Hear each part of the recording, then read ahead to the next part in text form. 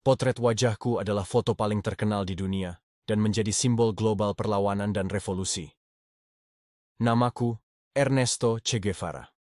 Revolusioner, dokter, penulis, pemimpin gerilya, diplomat, ahli teori militer Marxis Argentina, dan tokoh utama dalam revolusi Kuba.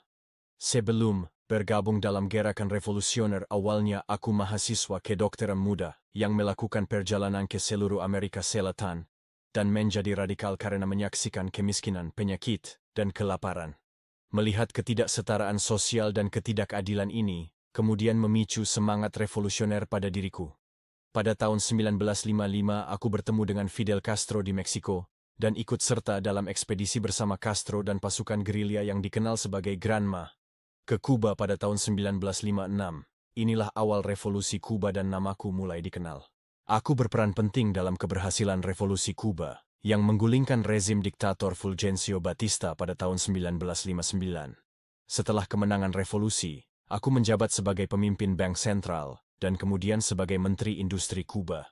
Sebagai penganut ideologi sosialis dan revolusioner, aku menekankan pentingnya perjuangan bersenjata untuk mengatasi ketidaksetaraan sosial dan menggulingkan kapitalisme. Namun, perbedaan pandangan dengan rezim baru dan keinginanku untuk mendukung gerakan revolusioner di seluruh dunia membuatku meninggalkan Kuba. Lalu terlibat dalam berbagai perjuangan revolusioner di Afrika dan Amerika Latin, termasuk Kongo dan Bolivia. Tetapi, upaya untuk mengorganisir gerilya di Bolivia pada tahun 1967 berakhir dengan kegagalan dan penangkapanku. 8 Oktober 1967 aku ditangkap pasukan Bolivia. Aku menolak diinterogasi dan menunjukkan sikap memberontak. Lalu dieksekusi keesokan harinya atas perintah Presiden Bolivia, René Barrientos.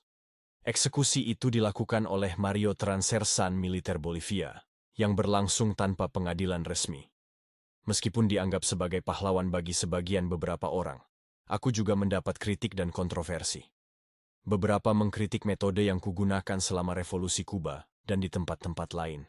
Juga pandangan terhadap penggunaan kekerasan dan otoriterisme juga menjadi sumber perdebatan.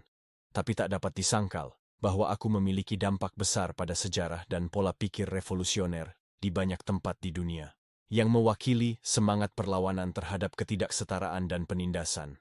Aku dinobatkan sebagai salah satu dari 100 tokoh paling berpengaruh di abad ke-20, versi majalah Time.